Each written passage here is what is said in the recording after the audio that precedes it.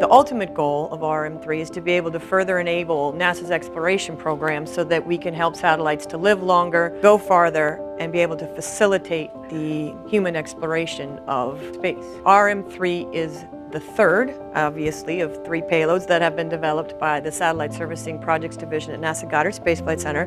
So RM3 is designed to be the culmination of that effort, where we're going to take everything that we learned from RM1 and RM2 and do an end-to-end cryogenic transfer. The whole goal of RM3 is to help further exploration and help be able to get NASA to Mars and beyond.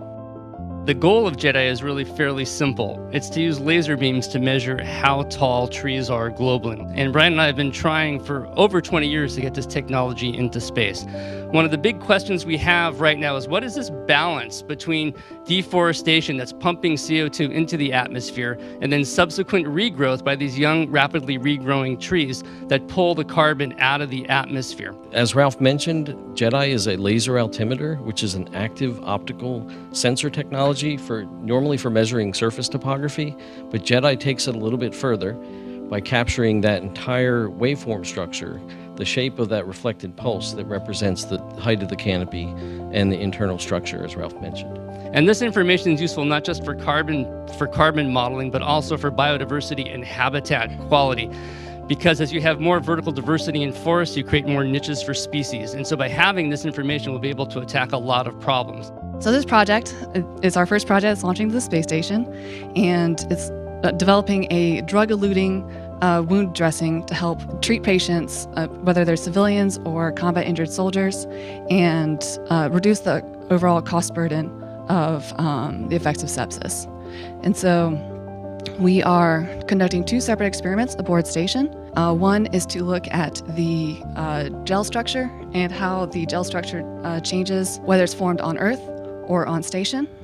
We're also looking at how the drug release profile of these materials changes on Earth or on station. The purpose of loading up the gels for a wound dressing is to directly release it to the wound site, so that you can increase the concentration of the drug that's being released to that wound site and reduce the systemic effects of that drug overall.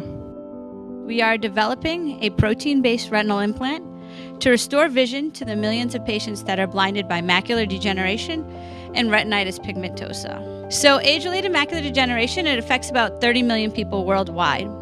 This disease works by affecting the central part of your vision first, and then over time that'll start to expand until a patient is completely blind. So Lambda Vision has developed a small, flexible, protein-based retinal implant, and so our implant is placed in the back of the eye through a procedure that is very similar to a retinal detachment procedure. Within the Cube Lab that's shown here is a manufacturing apparatus that sort of mimics our layer-by-layer process, but in a very different way than how we implement it on Earth.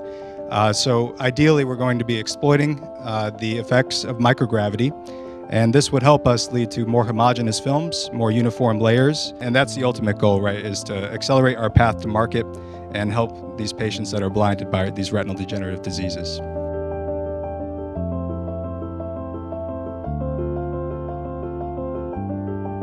Hi, my name is Adia Boloa, and I'm the Team Rocket finalist. I decided to go with testing UV-activated dental glue and see how that would react in microgravity. And that would be helpful for space trips because they've done it before, and the paste that they use actually fell out the next day. And here's an actual diagram of the apparatus, and what's going to happen is they actually have real teeth that they're putting on the bottom of it, and they're going to kind of re-simulate filling a cavity and using the UV dental glue and see if it will stick better than the normal dental paste. I'm Serena Kopf. I'm a first year at Grinnell College, and I represent the Groot side of the challenge. So my project is looking into aeroponics. Aeroponics is the process of replacing traditional irrigation systems with mist in order to grow plants.